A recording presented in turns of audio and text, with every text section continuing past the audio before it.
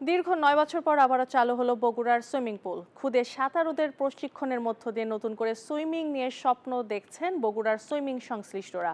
বগুড়া থেকে আব্দুস সালাম বাবুর পাঠানো তথ্য চিত্রের ডেস্ক রিপোর্ট।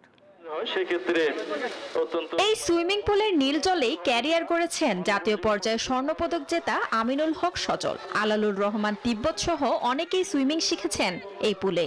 তবে নানা কারণে দীর্ঘ ৯ বছর সুইমিং পুলটি ছিল অকার্যকর। ২০০২ সালে চালু হলেও ২০১৬ সালের পর এই পুলের যত্ন নেয়নি কর্তৃপক্ষ, যাতে বঞ্চিত হয় এই অঞ্চলের সাঁতারুরা। তবে বগুড়া জেলা প্রশাসকের চেষ্টায় যুক্তরাষ্ট্রের ১ নম্বর জিম চেইন গোল্ড জিম এখন আবারও বাংলাদেশে।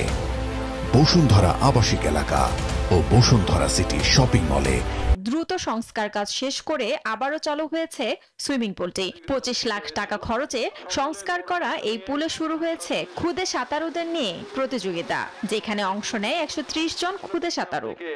শুরু করে সেন্ট মার্টিন পর্যন্ত সুইমিং পুল চালু হওয়ায় আনন্দিত খুদে সাঁতারুরা।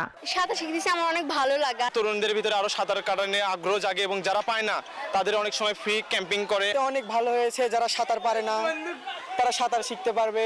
ক্রীড়া সংগঠকরা বলছেন, বগুড়ার সাঁতারুদের আন্তর্জাতিক মানে পৌঁছে দেয়াই লক্ষ্য তাদের। যে টাকাটা বরাদ্দ দিয়েছিল সেটা দিয়ে মোটামুটি সুইমিং পুলটা চালু করার জন্য এই চেষ্টাটা এতদিন যাবত করতেছিলাম, তা আজকে সেইটার শুভ সূচনা করলাম আর কি। আমরা সবাই যারা সাঁতারু আছে, যারা কোচ আছি, আমাদের সবাইকে একত্র হওয়া উচিত। আমরা মনে করি যে এখানে আরো সংস্কারের প্রয়োজন রয়েছে। জাতীয় ক্রীড়া পরিষদ এখানে আরো অর্থ বরাদ্দ দেবেন এবং এই সংস্কারের মধ্যে দিয়ে এই বগুড়ার সুইমিং পুলটা আরো সুন্দর হবে এবং এখান থেকে জাতীয় পর্যায়ে আরো আমরা সাঁতারু তৈরি করতে পারবো। সর্বশেষ ২০১৬ সালে বগুড়ার সুইমিং পুলে স্থানীয়ভাবে প্রতিযোগিতা হয়েছিল। এটি চালু হওয়ায় আবারও দক্ষ সাঁতারু গড়ে উঠবে, যারা সুনাম বয়ে আনবে জেলা ও দেশের জন্য। Desk report, news 24।